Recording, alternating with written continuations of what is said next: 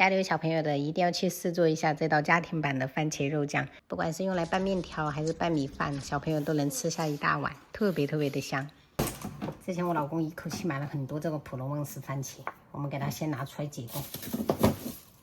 做番茄肉醬的話，大概4個就可以了。我们放到清水裡面，先给它解凍。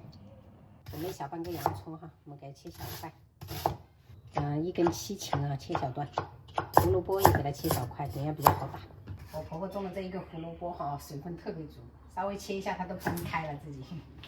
全部給它放到絞肉機裡面，再加幾顆大蒜哈，一起打。然後還是要保留一點這種顆粒感哈，因為等一下我們還得煮。做番茄肉醬最好選擇這種梅花肉啊，我們稍微給它切成小塊一點，等一下也比較好打。放到绞肉機裡面打成肉末。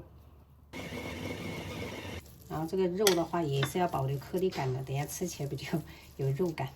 大概10来分鐘，这個番茄就解凍好了，而且這樣更好去皮。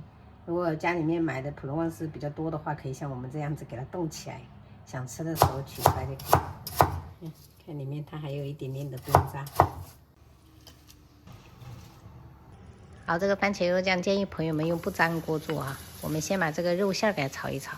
這一步不要心急，一定要把這個肉給它點到位哈，不然的話吃起來會有腥味。火熬了大概6、7分鐘，像這樣子，你看冒小泡泡了，而且都已经明顯酥了。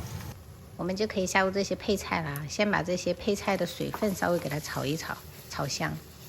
接着我們再把這個番茄塊給它倒進來，番茄倒下去就整個鍋都滿了，沒辦法，一家5口吃就是這個量，滿滿當當。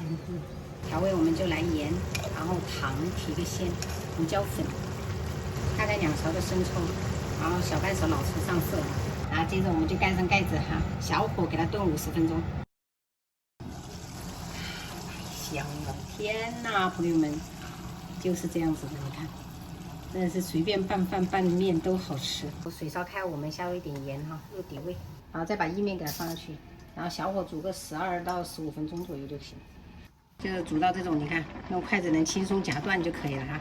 關火，把這個水給它瀝掉就可以了。番茄肉醬倒進來，太香了，翻你均勻，哇，太香了。三姐弟吃這個不得香迷糊啊！還烤了一個肉腸，老公還自己前2天醃了一點藜螺，撈點來吃。開吃，自己做的肉就是多，而且這個肉末是一整塊的，不是那種很碎的哈。太大，它也沒有剁得很細，這樣吃起來不是有肉感一點。